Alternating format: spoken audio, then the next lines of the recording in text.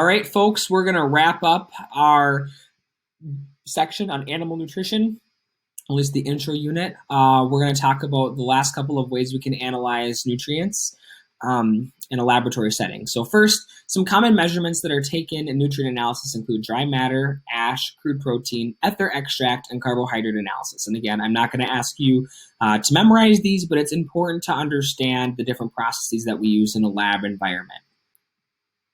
Dry matter is the material remaining after the removal of water and the moisture content that reflects the amount of water present in the feed ingredient.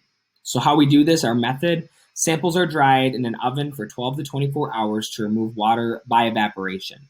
The loss in weight equals the amount of water that was in that feed sample. So the simple formula is 100% minus the amount of H2O equals the dry matter percent. Ash. We talked about ash a little while ago, but ash is a measure of some compounds such as minerals and fats that is determined through a burning process.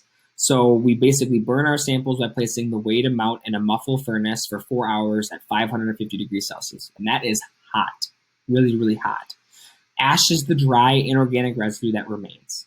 Okay, so if we have high ash values in our feed sample, it may be as a result of contamination of getting things like dirt into that feed sample, and that would be inconclusive and have to go back. And if your ash values are really high, it's probably good to actually redo anyways, just to make sure that it wasn't contaminated. And if there is contamination, then you may need to look into making sure that your feed is stored a little bit more cleanly. Okay. Crude protein. The amount of protein of animal feed or specific food depends on nitrogen content of the food proteins. Okay, there's two different methods. There's the Kildall method and the Dumas method. Okay, the first method is the Kildall method, and that's when the sample is treated with a strong acid and nitrogen is released. The crude protein, or CP percent, is calculated from the nitrogen concentration of the sample. Dumas, on the other hand, is when the sample is combusted in a high temperature chamber in the presence of oxygen. Okay, so crude protein is, again, I want you to know the two methods. So Kildall and Dumas, it's the amount of protein that is in our animal feed. Okay. Carbohydrate analysis provides us with the amount of carbohydrates, or CHOs, in a feed sample. We have the Wendy method, which analyzes soluble and insoluble carbohydrates.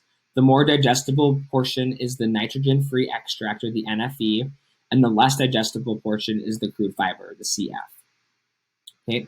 Our formula here is NFE equals 100% minus, and then in parentheses, our ethyl extract plus our crude protein plus our ash plus our crude fiber. Okay, and then the Van Soest method is detergent fiber procedures, and we'll have that on the next slide. Now, this slide, especially carbohydrate analysis, is very complex. I, again, do not expect you to know this. I just want you to be familiar and see this, basically. So in an in-class setting, we would go in a lot more in detail with this. Basically, just know that neutral detergent fiber, NDF, is produced here, and acid detergent fiber is produced here. So once we figure out our NDF, we can figure out our ADF. Okay? The ADF is the fibrous component that represents the least digestible portion of the fiber. So that brings us to the end of our nutrition slides. Hopefully now you can describe the processes of nutrition in your own words. You can define key terms. You can classify a nutrient based on its properties and functions, and you can accurately demonstrate lab methods to analyze feed for nutritional value and composition. So that's it for now. Please check back for any additional updates or resources. Thanks, everyone.